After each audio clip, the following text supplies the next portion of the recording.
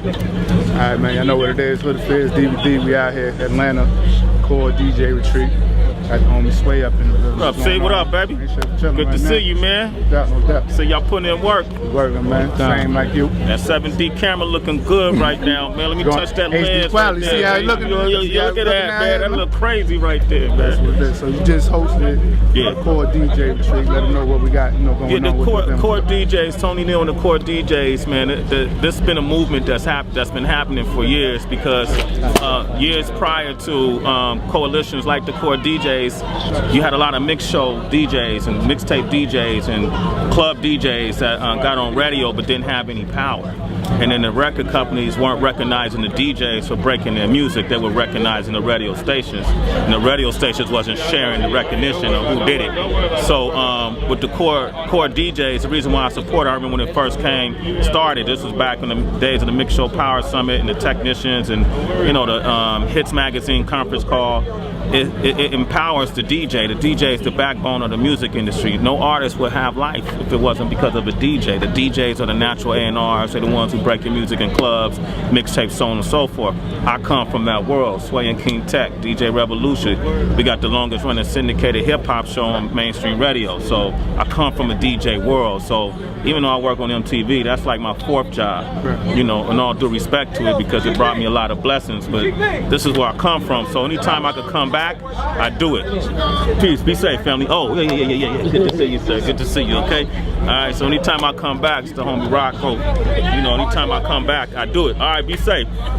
Not only that, I'm executive producing Saigon, the artist Saigon. So people have been waiting for his music for about 4 or 5 years now. Me, Rich Nice, Just Blaze got together and we executive producing this album. So I got a chance to premiere one of the singles from the record, Greatest Story Never Told.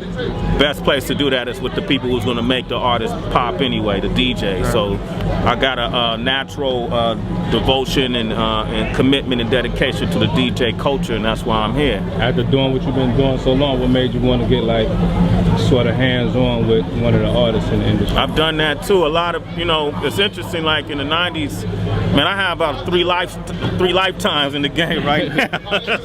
it's like the third dynasty. So in the 90s, I started producing artists and working with artists like Crooked Eye, working with artists like Chino Excel, working with Eminem, working with, Gangstar, working with Cam from the West Coast, working with, we produced and worked with a lot of different artists, King Tech and myself, and released a lot of records, a lot of mixtapes, a lot of freestyle volumes that's featured everybody from Tupac to Biggie, and we created our own radio show, The Wake Up Show, which allowed us to do so. We broke The Roots, Outkast, Goody Mob, all these different artists from around the country. And while doing that, we've always produced and managed artists. A few artists out there that I've managed as well over the years. So I just hadn't done it in so long, in a few years, because I've been focused on trying to, change the way hip-hop journalism is done on television and trying to upgrade it to a level where it's not just about, scandal, or salacious journalism. That has its place, but I'm trying to. I used to do that in the 90s on the radio and all that. So people who do that, I leave that for them. I'm trying to upgrade it. So try to do the same thing. Yeah, you guys. If it's relevant, I'll go with it, but I don't try to incite anything. You know what I mean? Or just like make something out of nothing. Yeah, I don't like. I call that's leeching to me. That's what you call leeching. That's making a name off of somebody else's misery. So I don't do that. But by doing that, it took me away from managing artists and working with artists. And now Saigon is a good friend of mine. He came to me. I told him, if you reverse what you've been doing, focus on your music and your talent, let all the beefs go, man, because all the people you beefing with are friends of mine. Right. Joe Budden is my homie.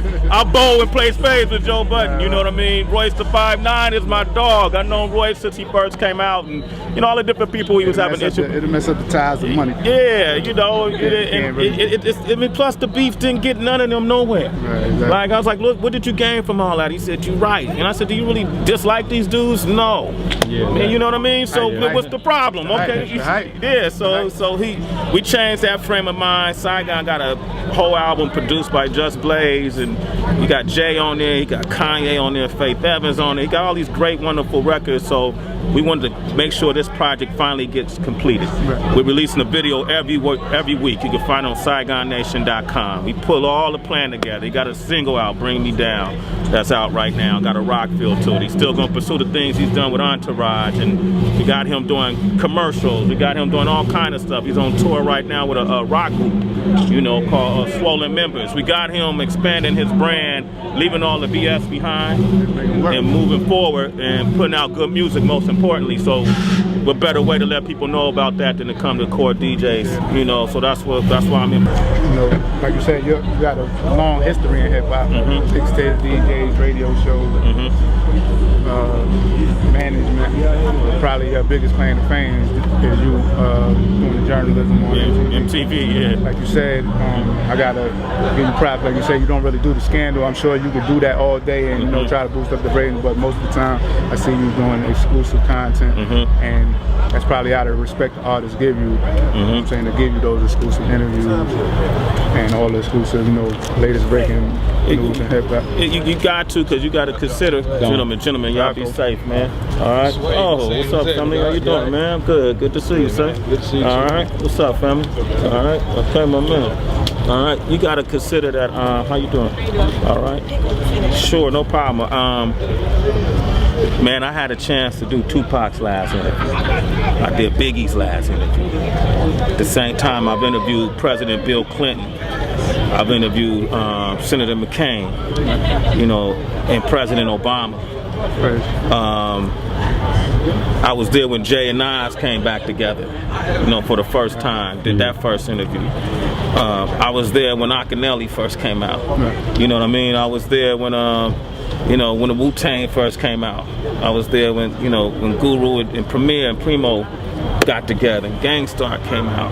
I was, you know, I've been there with Scarface, you know what I mean? Bun B. I've interviewed Pimp C when he was in jail, you know, so with this comes a lot of responsibility. I'm from Oakland, you know, I didn't go to school for journalism. I got opportunity and maximized it.